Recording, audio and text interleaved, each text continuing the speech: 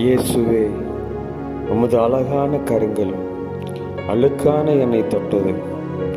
உமது மென்மையான வார்த்தைகள் கடுமையான என் இதயத்தை தொட்டது. பாவத்தை உணர்ந்தேன், உணர்வடைந்தேன்.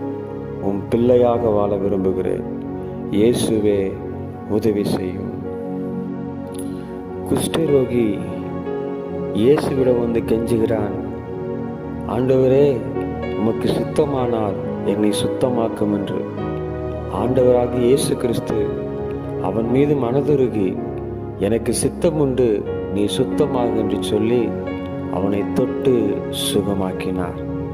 கர்த்தருடைய கரம் உங்களையும் என்னையும் தொடும் என்று சொன்னால் நம்முடைய வாழ்க்கையில ஒரு பெரிய விடுதலையை நீங்களும் நானும் அனுபவிக்க முடியும்.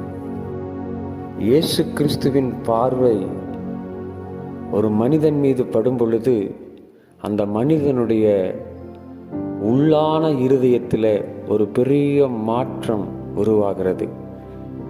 பேதுரு இயேசு கிறிஸ்துவை 3 முறை மறுதலித்த பிறகு இயேசு கிறிஸ்து பேதுருவை திரும்பி பார்க்கிறார்.